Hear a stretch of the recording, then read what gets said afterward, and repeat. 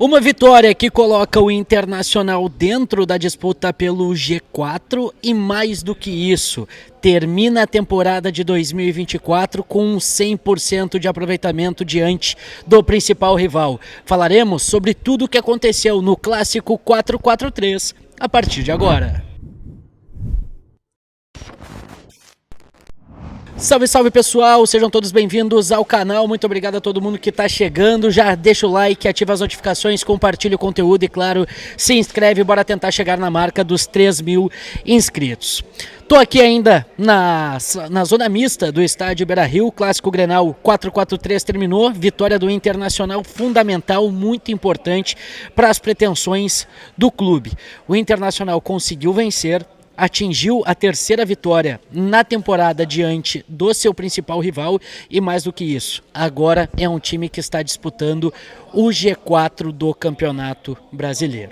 A gente tem um jogo atrasado ainda contra a equipe do Flamengo e a partir de uma vitória sobre a equipe carioca, jogo que será também no Beira-Rio no final desse mês, teremos a possibilidade de entrar no G4 do Campeonato Brasileiro. Sem antes, claro, lembrar que tem o confronto diante da equipe do Atlético Mineiro no próximo final de semana, jogo importante também pela competição nacional. O Atlético Mineiro, que inclusive empatou com o Vasco da Gama e garantiu presença na final da Copa do Brasil. E na semana que vem terá os duelos válidos pela semifinal da Copa Libertadores. Então, possivelmente, será um jogo onde o Internacional vai enfrentar uma equipe praticamente reserva do Galo Mineiro. Sobre o jogo, rapaziada, primeiros 15 minutos, um jogo muito truncado, muito difícil. Obviamente, todo o nervosismo do Clássico Grenal estava entrando dentro do gramado. A gente sabe de tudo o que aconteceu durante a semana, envolvendo, obviamente, declarações do lado de lá, o Internacional trabalhando, ficando quieto e respondendo dentro das quatro linhas. Então, começou sendo um jogo tenso, começou sendo uma partida muito complicada e o Internacional conseguiu superar. A partir dos 15, 20 minutos, o Inter dominou o Grêmio, dominou o Clássico Grenal, criou as principais oportunidades. O primeiro tempo termina com o Marquezin sendo o destaque do jogo. O Marquezin foi o melhor jogador do primeiro tempo no Clássico 4-4-3. No segundo tempo, o Inter volta melhor, volta pressionando, logo no primeiro lance já tem uma finalização para fora e aí acontecem as mexidas, acontecem as alterações. A equipe do Inter tem modificações, tem mudanças que foram necessárias para que o Internacional conseguisse essa vitória. Principal delas, Fernando e também o Bruno Tabata. Bruno Tabata acabou entrando, deu uma nova dinâmica, não que o Gabriel Carvalho estivesse fazendo um jogo muito ruim, longe disso, era um dos jogadores que mais apareceu no jogo, mas não conseguia dar muita sequência às jogadas. O Inter precisava de certa forma, ter alguém que complementasse esse meio campo. Tinha um Alan Patrick um pouco mais fora do jogo no primeiro tempo, muito porque ele estava sendo muito visado pela marcação e o Roger acabou dando uma liberdade maior para o Gabriel Carvalho. Com a entrada do Tabata, tivemos os dois pontas, o Wesley pelo lado esquerdo e o Tabata pelo lado direito, e colocando de volta o Alan Patrick, colocou o Alan Patrick no seu lugar sendo o armador. E a partir daí, também com a entrada do Fernando, o Inter dominou cada vez mais o jogo e garantiu a vitória numa bela jogada trabalhada também, envolvendo o lado direito de ataque, com o Alan Patrick cruzando aquela bola para trás para a chegada de quem finaliza. O Bernabé dá um chute muito forte que o Rafael Santos Borré consegue desviar para o fundo da rede. Então, as alterações deram certo, o Roger ainda lançou mais um garoto, o jovem Luiz Otávio entrou na reta final do jogo para substituir ali os jogadores que estavam mais desgastados, principalmente o Bruno Henrique, e deu tudo certo, o Inter conseguiu esses 3 pontos fundamentais. Sobre 3 jogadores, eu queria falar com vocês a respeito do Cleiton Sampaio, do Bruno Henrique e também do Rômulo. 3 jogadores que entraram com muita desconfiança por parte do torcedor a partir da confirmação da escalação do Inter para o Clássico 4-4-3.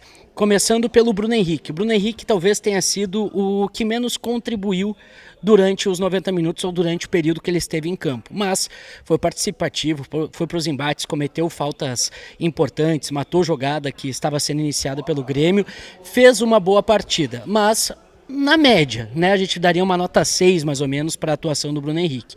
Em compensação, o Rômulo para mim foi um dos destaques do Inter no primeiro tempo, fez um ótimo clássico Grenal, talvez tecnicamente não tenha, né, se sobressaído, entretanto o Rômulo acabou aparecendo, se podemos dizer assim, fisicamente, no embate, sendo um jogador que participou ativamente nas jogadas no meio de campo.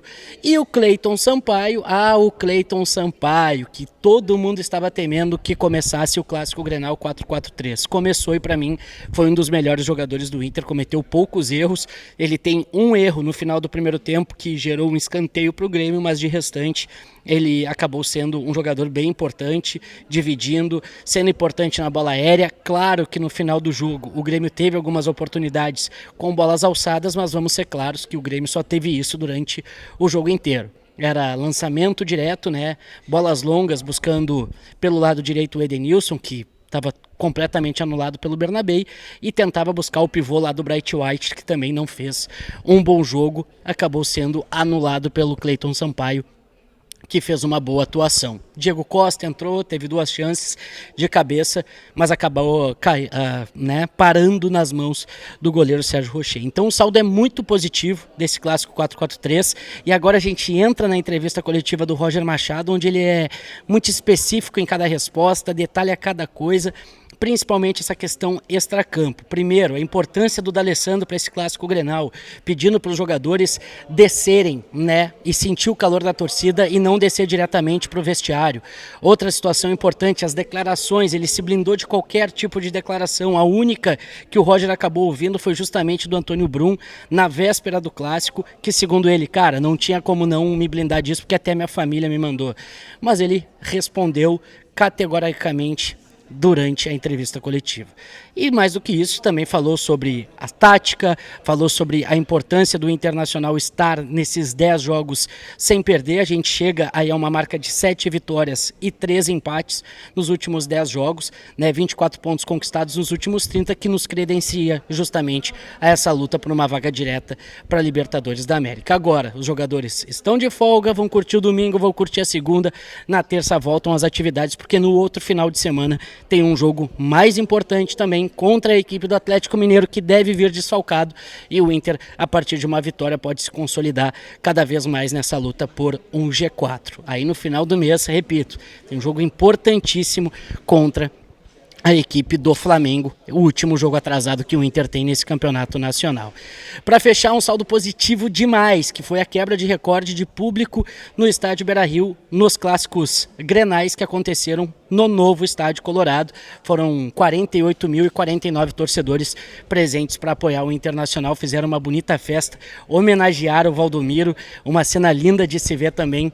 Então foi um sábado para a gente anotar na memória, comemorar, 3 grenais disputados, 3 vitórias, o Inter chega a 10 vitórias, 10 jogos sem perder no Campeonato Brasileiro, 6 vitórias seguidas no estádio Beira-Rio. Os números estão muito bons para essa reta final do Campeonato Nacional. Tá certo, pessoal? Deixa teu like, te inscreve no canal, ativa as notificações e compartilha. A gente volta a qualquer momento com mais conteúdo de Internacional aqui no canal. Tá certo? Valeu!